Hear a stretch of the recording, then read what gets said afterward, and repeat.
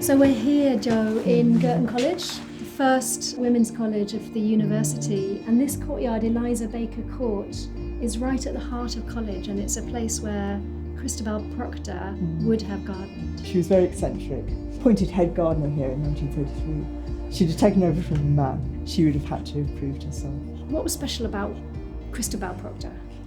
What seems to be special about her is that she took the role and she made it her own. She became an important person in the college, and I think that's quite difficult to do, especially if you're not in an academic role.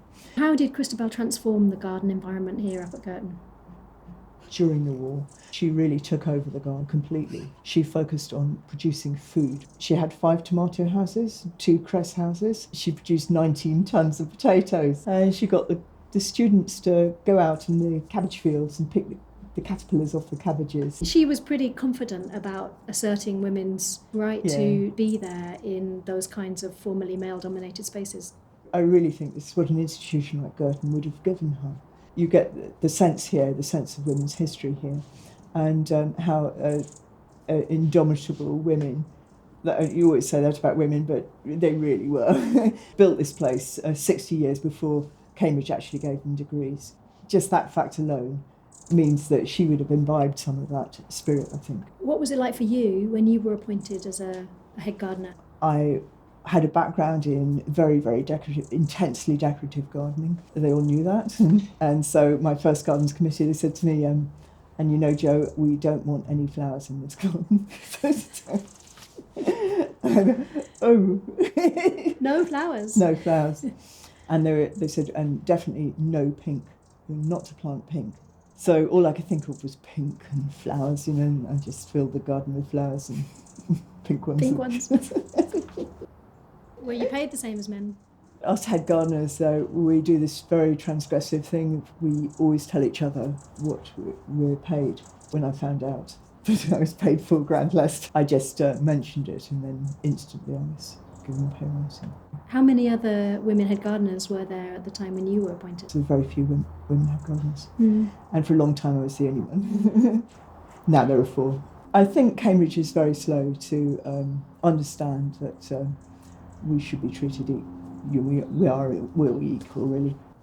I think we're lucky being women, actually.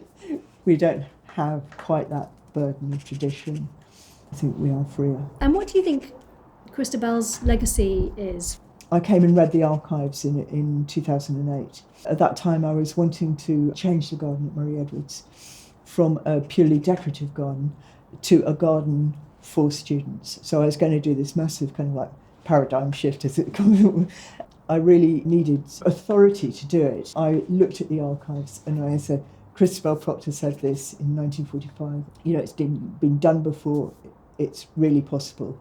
I think without Christabel, I couldn't have done that very easily. Changed the whole focus of the garden from being just a look at me display garden to a garden that says, come in, pick the flowers, enjoy yourself. It's your garden. You know, that's a big shift. Do you think there's a feminine way of gardening? No, I don't think that. I feel very free to think what I like. I like to feel that sometimes when we do push boundaries or be transgressive, that we're actually moving things forward and that we're making things better for people, that we're sort of like trying to feel what the future might be like. And I think that's really important. We don't stay the same.